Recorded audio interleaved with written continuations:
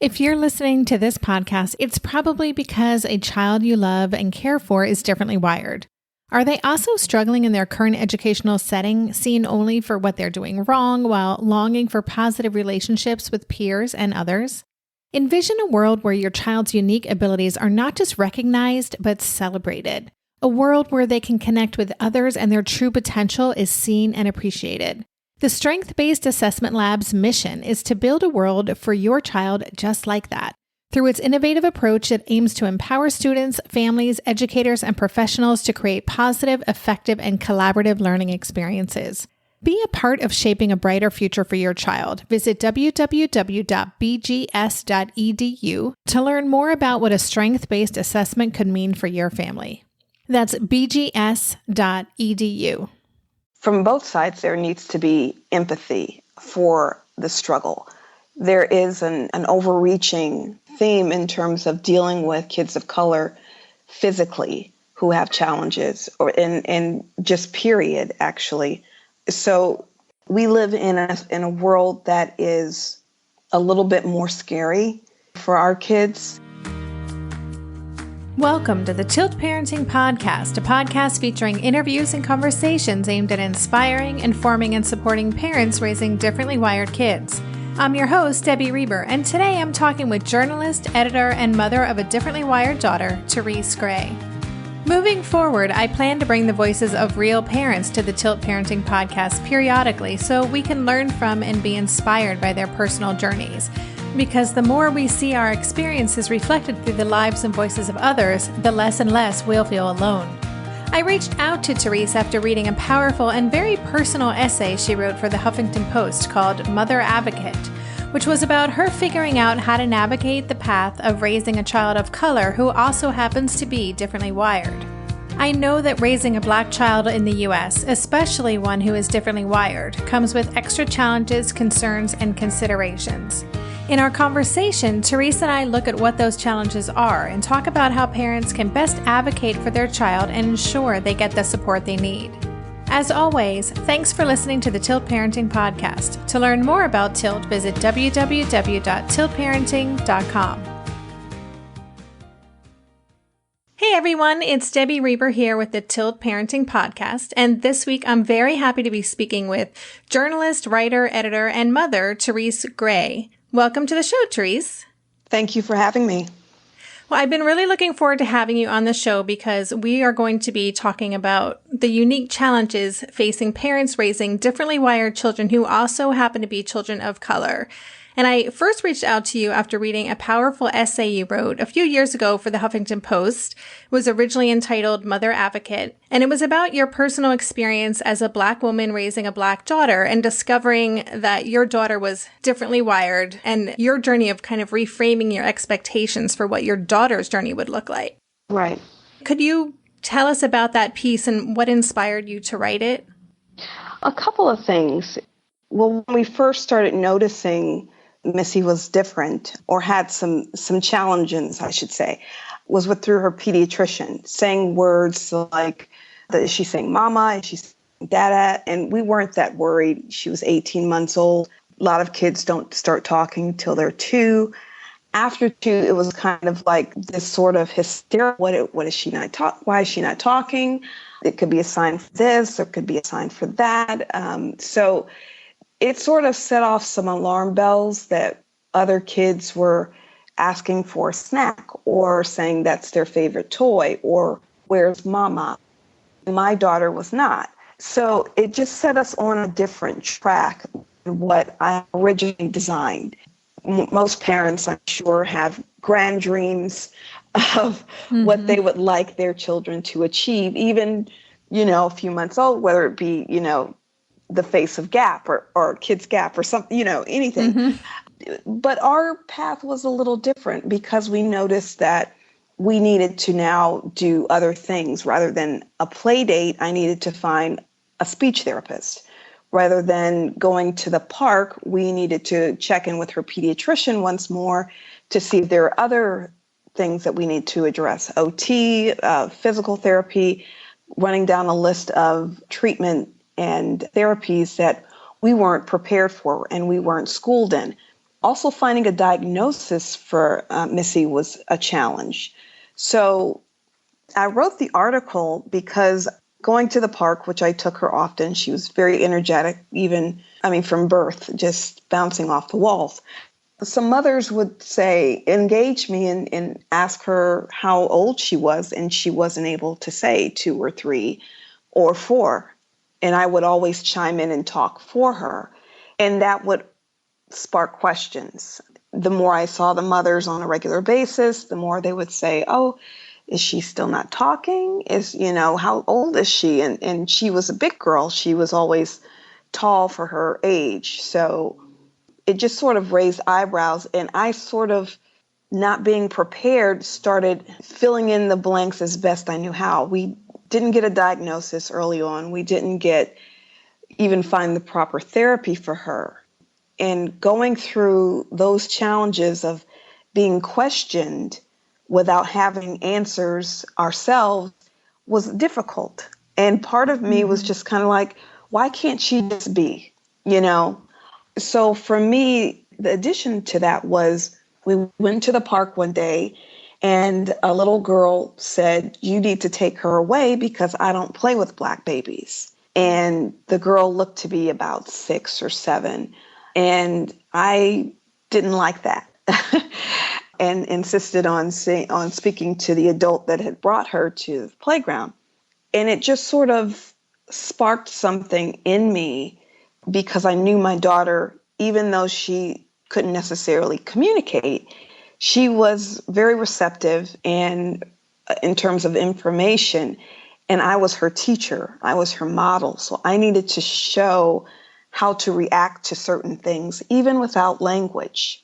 So I was very careful in addressing the situation and saying things to her that were empowering, that she could understand. And so that's why I wrote the article just sort of to flush things out and say, in addition to these challenges, we also have those challenges. And how do I let my child just be? So it's been sort of that exploration in my writing, in my essay writing, as well as in crafting a book to see how we navigate those waters. How old is Missy now? She actually just turned 8 years old. Oh, awesome. So she's very chatty now. Yeah. Well, it sounds like you were also on it pretty early, noticing that something was going on. I think a lot of parents of differently wired kids, it tends to show up more once they start getting into school and their behaviors start standing out more, like in a kindergarten or first grade. And it sounds like you had signs early on and were able to get some support earlier on than that. Yeah, it was also a struggle in looking at her frustrations, because if you can't express yourself, it's going to come out in a different way. And we dealt with the tantrums. And even with speech therapy, she had one therapist that would try and help her, just like look at my mouth and look at how I'm shaping the words and trying to figure out why the words weren't coming out. And you could just see her little fingers like trying to mold her lips to shape it and trying to emulate. And like, I'm trying to get this out, and it just wasn't coming. So seeing her go through those challenges and those frustrations made me become even more aggressive in finding out what we were dealing with, which turned out to be auditory processing disorder, and how to properly address that, not only in the school system, but outside, and helping her to develop ulterior modes of communication, asking people to repeat so that she can process the information. Like, I didn't get that. Can you tell me that again? So that she knows how to also integrate on the playground. Yeah. Yeah, that's so great I'm actually working on another episode with Asher. I interview my son every couple of episodes for the podcast, and he just turned 12. And we talk a lot about that, the importance of kind of letting our kids in on what's going on with them so that they can advocate for themselves and be able to get what they need and also feel like they fit in, like they understand how they fit in and that there's nothing wrong with them. They just their brains are wired differently and they need different tools or skills sometimes. Right. Yeah. And I mean, you have a son, and it's even more of a challenge for girls, because I know that a lot of the assessments like ADHD, people primarily look at boys, and even the research is just for boys. And so for girls, it presents differently. And so you're saying, I think she has this, and they're, no, because this would happen and that would happen. So you just have this sort of trifecta of challenges of the processing of, her sex and of her color, and trying to make sure that she has everything she needs. It's a 24/7 job, as you well know. Yes. Well, I'd like to go back and talk a little bit about the piece that you wrote. You mentioned, this idea of having this expectations, and you actually wrote in your piece that your plan had been to use the Tiger Mom approach of kind of willing your child to succeed. And, this is something I know everyone listening to this podcast can relate to, this idea that we get to control our child's experiences, and that if we work hard enough, we can craft this child who reflects all of our ideals and, our vision for what we want the world to see.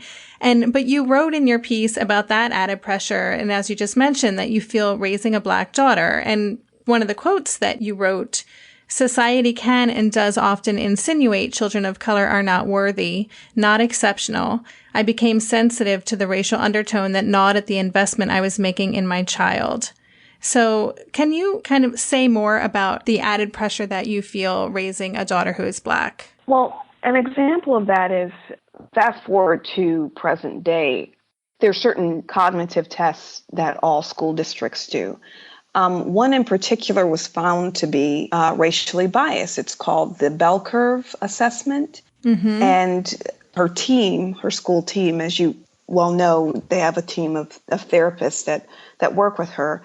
They wanted to give her the test. And I protested, because I said, this test has been proven, in fact, 20 years ago, to be racially biased. So why would I want my daughter to take this test? And why don't you know the history of this test? Why is this still in the school system? So in looking at anything that might trigger her academic performance or her being perceived as being cognitively inferior, I sort of clap back at that and say, we need another option, because I understand that certain educational tools are not going to be the best for her. And that was just sort of one of the glaring examples of things that's still to this day. I mean, that was, when I was in school, that was an issue. And we're still dealing with it in 2016. So anything that might label her or track her educational progress to be on a tier that maybe doesn't challenge her enough, I want to revisit other tracks. I want to always be advocating for her to do her best. And I want the team that's assigned to her to be able to identify the best track and best testing and best options for her growth. So that's kind of what I meant in terms of a Tiger Mom. I want her to ace the test. I want her, we bought a piano for her to learn. I mean, just whatever we can do to discipline her and invite that thirst for education, that thirst for knowledge and exceptionalism, expecting that for herself, regardless of what society may say about her or what she may see in the media or even what tests may say, to be an overcomer and to have expectations for herself that go beyond those that may be limiting in other eyes. I'm curious, when you brought up with the school about the bell curve assessment, or when you are advocating in that way, are you finding that the school system has been receptive and understanding and supportive? It sounds like a lot of, we're all advocates in research. We have to all have a PhD in research, I think, to raise kids like this. But what has the response been when you've pointed out these issues with standardized assessments and other educational assessments? It's kind of like you have to wake people up, understanding that everybody is not seeing the world through my prism. And there are certain things that fall through the cracks and people are it's just not even on their radar. And for me to say, you need to put it on your radar is just sort of me helping them to understand this is important. Every challenge like this has not been an easy one, but my persistence pays off, I've found, and I have to do what it takes. I mean, if the principal is non-responsive, then I go to the head of the special education department under the superintendent, and I write emails and I make phone calls and say, we are not moving forward until this is resolved. It's not always a prompt response, like, oh, we get it, we have other options, because I'm finding that even for kids, period, who may not have any challenges, the educational systems are old and they're constantly being updated in parts. They have the core curriculum now, and, it was No Child Left Behind before. So there's all these different elements that they're trying to keep up with without revisiting what's stuck for 30, 40, 50 years. So it's not even on their radar, and they may not be able to say, okay, I can stop doing this for the state to get this in line so I can address this issue. It's very, very complex because I know they have rules and regulations that are ever changing. So me to say, okay, hey, for my little one, I need this to change too, and they've had sweeping changes elsewhere, I get it. Doesn't mean that I'm going to stop knocking on their doors or ringing their phones. And I don't think any parent should be persuaded to, take a day off from advocating.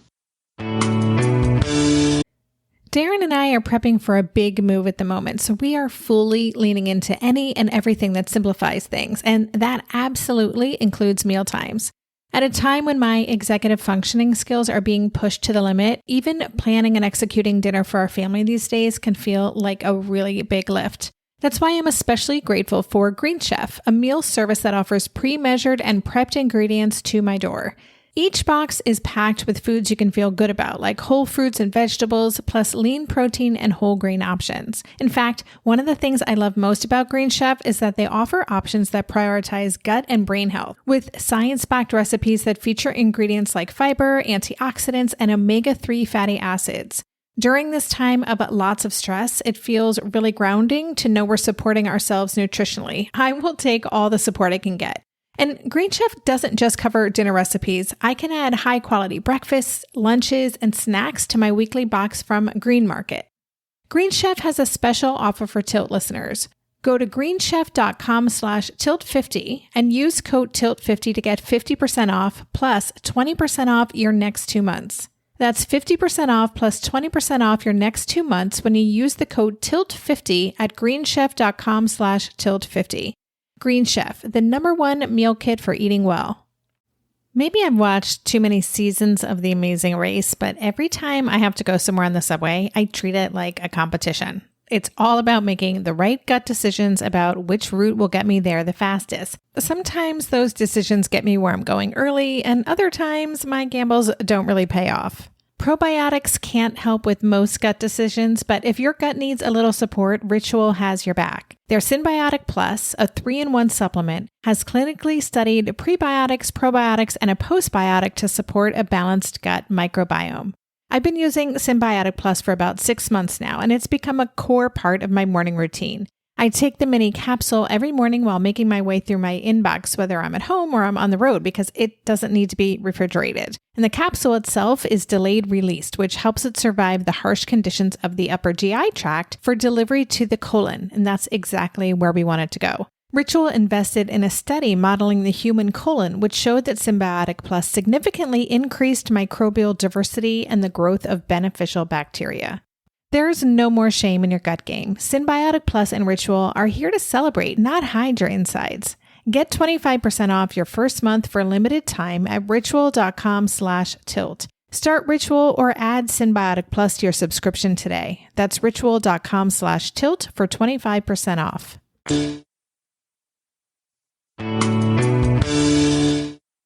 Just shifting gears a little bit. I've spent a lot of time raising a child. My son has ADHD and Asperger's or high functioning autism. And when he was younger, as I said, he just turned 12. And I would say a lot of his quote unquote disruptive behaviors are, I wouldn't say they're behind us, but they have significantly decreased. But when he was younger, 6 or 7, 8, when he got frustrated or upset, his responses could be very intense, yelling loud, slamming things, throwing things, kicking things. And I worried a lot about what that kind of reaction would look like when he gets older. I mean, I still do, but that people don't understand the way he's differently wired could treat him like he was just this out of control, violent person. And I've read plenty of articles about kids like Asher being handcuffed or pinned down in schools when they're having a meltdown, which is obviously not the right approach to handle a child with special needs having a meltdown. So after the police shootings of Philando Castile and Alton Sterling, right after that happened, I watched this really powerful Facebook Live video made by Adrienne Neves. She's a Black artist and social activist. She's also raising 3 differently wired kids, boys.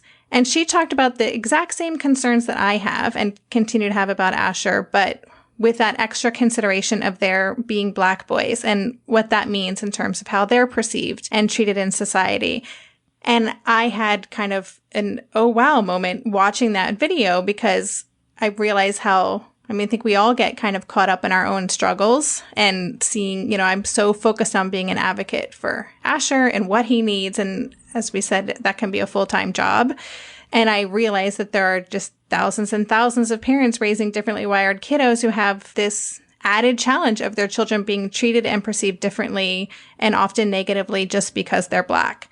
And in your piece, it really struck me. You said the fact that you and other mothers raising atypical children of color continue to fight alongside mothers who don't look like you and don't fully understand your other battle. So I would love if you had thoughts to share about because I know a lot of our listeners are white moms raising their differently wired kids. What do you wish that we understood about the experience that Black mothers have raising atypical kids? Or ideas that you have or thoughts about how we can be better allies and supporters? It's a good question. Because as I mentioned, we have different prisms through which we see the world. And my child actually, in having a meltdown in preschool, was held down for an inability to communicate and throwing her shoe. So I've been there to witness and to advocate for her when that did happen. I mean, just if you can only imagine, a huge adult and your 4-year-old being restrained. It was unnerving. It was upsetting, not just for me, but for my baby. So in sharing that story, you mentioned, just this sort of empathy and surprise. I don't know if there is necessarily understanding that can come from that. And the best thing I could say is from both sides, there needs to be empathy for the struggle. There is an overreaching theme in terms of dealing with kids of color physically who have challenges and just period, actually. So we live in a world that is a little bit more scary for our kids. And it's comforting when people say, I may not understand, but I'm here. It's also comforting to see something and say something. You know what I'm saying? It's if you see a child and say, hey, I know this kid, I know they have ADHD, don't treat them like that. To speak up, because a lot of people, I think they say, well, that's not my kid and I don't want to intervene. It is power in numbers. And if you have, unfortunately, in this world, we are all assessed a certain value. And I don't want to say certain people are devalued, but other voices may ring a little bit more, may get the ear of someone like a police officer over the voice of a young Black male. And to speak up and say, hey, he lives down the street from me. I know him. He's a good kid. What are you doing? That's always a powerful thing to do because it does take a village. And I think that we're so isolated and we're so busy in our own worlds, virtual and real, that we do get caught up in, and we do empathize with images on television. But then when we go out in the street, it's a different story because we're also weary and we're also scared and we're also disarmed in many ways in terms of our advocate voice. Mm-hmm. So just to understand that there's power in speaking up, it doesn't have to be a yelling type of thing, but just, hey, what's the trouble? Hey, are you okay? Kind of, to intercede, and not just in scary type of situations because you always have to know what's best for your own situation. But on the school grounds or playground, that's where it starts. If you see bullying, even for kids who are wired differently and look different, to step in where they may be scared and feeling alone. I couldn't agree with you more. And I think that speaking up piece is huge and very important that we all do that. It does take a village. As you were talking, it actually just made me think about my own childhood and the kids who I went to school with who were the quote unquote problem kids. Mm-hmm. And, before there were really diagnoses for a lot of these things. And the kids I'm thinking about in particular we all just kind of wrote them off. And of course, now raising a child who moves through the world differently and his behavior, I recognize so much of it from these problem kids, right? Mm-hmm. It's very humbling to kind of realize if we're not experiencing it, we don't really know what the other experience is like. And it's also so important for parents raising kids who are not differently wired, for them to gain an understanding of the experience of parents raising differently wired kids too. Yeah. Because there is that lack of understanding and not really knowing what's going on is where I think a lot of the problems begin. Anyway, so I don't know. Sorry, I just went back about 40 years. But just interesting to think about how we can really just get so involved in our own, you mentioned the word isolation. And I think so many of us raising kids who are different feel isolated, that other people don't really understand our experience. And I think we all need to have more of a stake in understanding other people's experiences, no matter how they're wired or what color they are. Yeah, I think that, as you mentioned, when I grew up in a very sheltered suburban area of Cleveland, and life was just different back then. I mean, we had block parties, and my family would ride up the street to 31 Flavors and get ice cream, and nobody thought anything of it. And most of my neighbors were Jewish, and I learned the dreidel song in 3rd grade. And so it's just kind of like I didn't really think of anything other than how to have fun. And I see that with my child, but I also see her eyes light up when she sees Serena Williams or Simone Manuel win an Olympic gold medal. And I see that influence in how she's, I kind of believe that she has a little bit of ADHD and, attention, but she's like glued when she sees that. And it's such a powerful thing that, I can relate to in my own experience back then. That's the connection that I see and want to cherish and nurture in her. Mm-hmm. And not necessarily, her best friend in 2nd grade is, has porcelain skin and blue eyes, but, she's like, I love her. She's my sister. So she doesn't see anything, and I want her to keep that. At the same time, be aware of who she is and always proud of that. Mm-hmm. Being proud of, I know for Asher, you want him to be proud of every part of who he is and not be ashamed of anything, as everything is a gift and has a purpose. And there's a lesson in everything. I know that my expectations for my daughter have changed, but I'm not writing this story. It's sort of, by God's grace that we go forward. And so I'm just sort of facilitating what's going to happen, whether I like it or not. And I admire her willingness to embrace every part of herself. And she's got this infectious joy that even, we would go to certain events where there were other special needs kids, and she would be the only kid of color there. But the mothers would come up to me and say, he didn't talk before he met her. She got him out of his shell or her shell, or can she come by because she has such a special touch with certain kids, and she's learned to appreciate and understand the gifts and challenges of all of her classmates. And so I think that that's part of her exceptionalism. And even that tiger mom in me is recognizing that she's not going to be a concert pianist maybe, but look what else she could do. She can do what some teachers can't do, or parents who are loving and supportive haven't been able to do. So, you just recognize and celebrate those gifts. That's beautiful.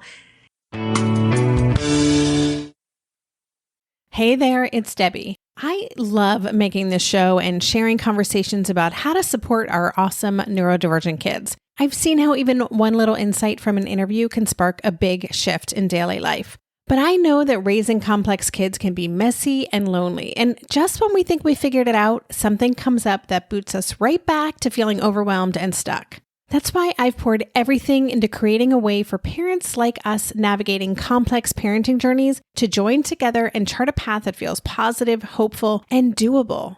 It's the brand new Differently Wired Club experience. In the club, you'll get personal support from me and other seasoned parent coaches, 6 live calls every month where you can connect and get your personal questions answered, the opportunity to learn directly from authors and experts like I have on this show, monthly themes for getting specific and tactical, an exclusive private podcast feed, and the best, most generous community of parents. Seriously, these folks show up for themselves and each other, and that right there is really everything, because it's a daily reminder that we're not alone. Our kids aren't broken, and we have totally got this. The recently rebooted Differently Wired Club is on a brand new platform with its very own iOS and Android app. It is such a great space. However you learn, whatever your style, no matter the ages, genders, and neurodivergent profile of your children, the Differently Wired Club can help you cultivate the positive shifts you're hoping for. Join us today by going to tiltparenting.com/club. That's tiltparenting.com/club. I hope to see you on the inside. If you like this show, there's a decent chance you'll also enjoy the Shameless Mom Academy. Hi, I'm Sarah Dean, the founder and host of the Shameless Mom Academy. The Shameless Mom Academy is a podcast for moms that centers moms more than it centers your kids. I'm not going to teach you how to make baby food or how to make your 3-year-old or 13-year-old stop having tantrums. Instead, I'm going to bring you back to yourself. For the last 20 years, I've been helping moms through growth and transformation. Inside the Shameless Mom Academy, I help you identify who you are and who you are becoming. Look, motherhood is hard. It brought me to my knees many times and sometimes still does. Returning to who I am and who I am becoming allows me to decide how to show up in all those sticky motherhood moments, but also in all my other relationships and in all the ways I show up in my various communities. So come check out the Shameless Mom Academy wherever you listen to podcasts. I'm willing to bet you'll leave feeling a little inspired and maybe even completely fired up. And you'll probably laugh a few times because I promise we never take ourselves too seriously over here.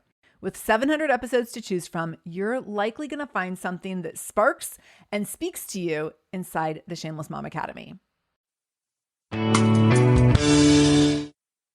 Yeah, I think that these kids, I believe that they come into the world to do serious work. Like they have things to do and changes to make because of who they are.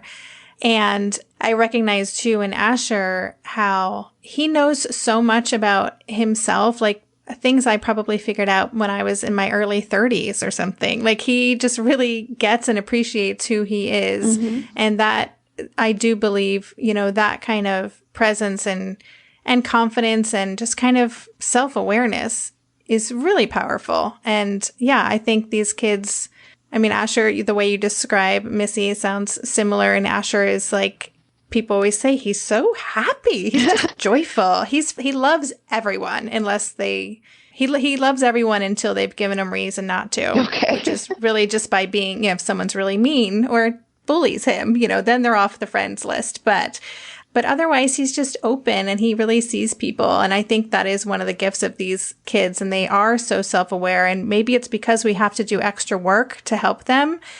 But it's really interesting how they can kind of take that on, own it, and then share it with the rest of the world. Yeah.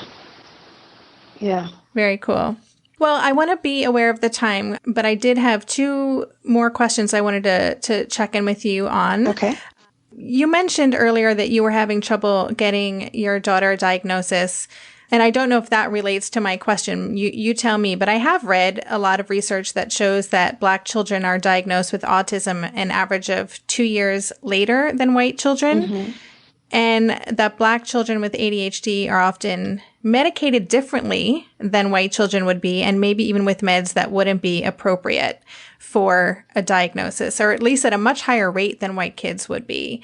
And I also think, as you mentioned, with girls in general being diagnosed is really tricky. And it's something we've talked about on the podcast before, is how autism in girls presents really differently and ADHD presents really differently.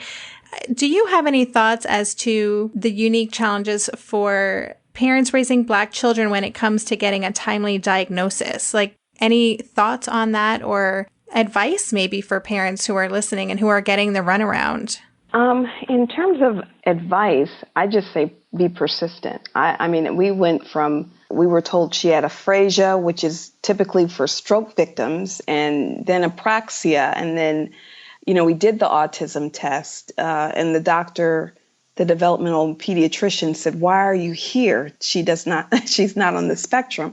I mean, so we spent a lot of money and a lot of time and a lot of years to find an answer. And it's hard work and it's frustrating work. But, for your child's sake, I would say just don't give up. Seek out the voices that make sense. And if you suspect something, even if they're telling you, "Oh, I don't think this is right. I don't think that is, appropriate," find someone else. Find the voices that again, make sense. I mean, if you think your child has autism at 2, and I know that a singer by the name of Toni Braxton, she has a son with autism, and she's in an interview, she's talking about him. She mentioned that she was kind of brushed off, I think, or initially. And she said that her mother instinct knew that something was different, something was off, and she needed to continue the fight to find out what was going on with her child. And she did. So I'm not sure about the particulars of her journey, but in terms of, being an African American, she just insisted on finding the right person to do thorough examination and not taking no or wait for an answer, because I know I didn't. And following suit and hearing voices like hers to say, keep moving forward, regardless of what the statistics say, and listen to your child. I mean, if they're crying out for help in different ways, answer that call. Mm-hmm. And recognize, the way in which they're trying to get through, and those who also want to help foster a better way to serve them. Yeah, that's great. And that's such a good reminder too, that all behavior is communication, right? Mm-hmm. So, and that's something that I know has made a huge difference in my relationship with Asher, is really paying attention and trying to become what I call fluent in his language, right. Just how he needs to communicate certain things and let his needs known to me. Yeah, that's a great answer. Thank you. And that's for all parents, I think. I mean, like you said, you would agree totally with just pushing for the right, formula, is it, or diagnosis or whatever. Yeah, I mean, it's our pediatrician too, when Asher was younger, Asher would have a good day. He'd go in for his annual checkup and he would be chatty and, this happy kid. And I'd be like, oh my God, he's terrorizing us at home. Like, he is really intense and all these things. And he's like, I don't really see anything out of the ordinary. And he kind of brushed us off. And as we know, that turned out to not be the case. But I think you're right. We know as parents, if we're tuned in and we're willing to pay attention, because I know there are also a lot of parents who are consciously choosing not to pay attention because the thought of what they might uncover is uncomfortable or scary or feels hard. That's true. But if our children do deserve us to show up for them and try to learn their language and get them the support they need. Yeah, and I have to admit that it doesn't come easy for all parents to be an advocate. I'm wired like that. I mean, I changed OBGYNs at 30 weeks because I was uncomfortable with them. They found some complications and wanted to deliver her early, like super early, and put her on steroids and do all this stuff. And I just said, absolutely not. And paid out of pocket for a doctor that found another way to deal with my issues and she could be full term. And I even had this debate with my husband, who was just like, well, they're the doctor, and if they say she needs to be, delivered early and go to the NICU, then that's fine, and we should trust them. And I just was like, no, absolutely not. Everything in my body said no. And we had to figure out, we were living in Los Angeles at the time, and we went to Cedars-Sinai and found the best of the best and said, okay, they're in charge of my child, not you, Mm-hmm. And she was a full-term baby. And had I not done that, with the other issues that she's dealing with, I'm like, what else could we have dealt with? What else could have come out if I hadn't been an advocate before she got here? You know what I'm saying? Mm-hmm. So I just was wired like that, to always put my foot down when it came to her, even before we formally met. Maybe that was your test run, a little It could have practice run. It could have been, because, mothers' jaws usually drop and they say, you switched at 30 weeks. I said, yeah, because there was just no way that I was going to do this if there was another option. Yeah. Yeah.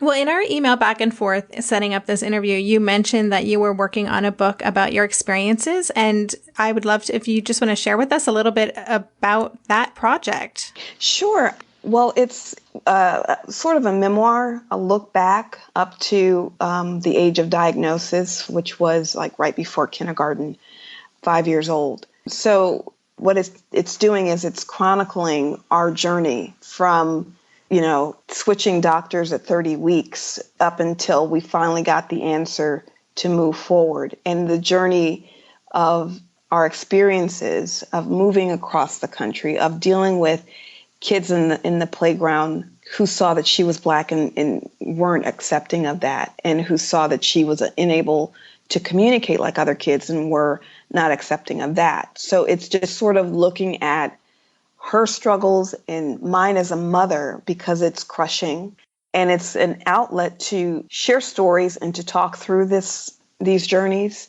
because it can help someone else. And so that's pretty much the idea of the book, of being proud of who she is, and through her example, becoming proud of who I am as a mother. Mm-hmm. That's great. Well, I look forward to reading that book when it comes out. And, I'm familiar with the market for these types of books, and there's definitely a gap, and this book is needed. So, and I think it's that time period that you're going to write about is so important, because it's the time when I think as parents feel the most lost, because we don't know what's going on and we don't know how to find the answers or what the path's going to look like. And it can be so overwhelming and isolating. So I'm sure the book is going to be really helpful to lots of people. So please keep us posted on your progress with that. I certainly will. I'll let you know when a publisher bites. Excellent. Okay. That sounds great. Well, listen, I want to thank you so much for coming on the podcast and having this conversation. I think that's an important conversation. I hope to have more of them. I really want to bring more voices of just parents on the show and hear about their experiences. I think it's very insightful and comforting for the rest of us to hear. So, and lots to think about. So thank you so much. Thank you, Debbie. I appreciate the time. Thank you so much for tuning in to the Tilt Parenting Podcast. For a link to Tarice's Huffington Post essay, Mother Advocate, and more information from our conversation, visit the show notes page for this episode at tiltparenting.com/session31.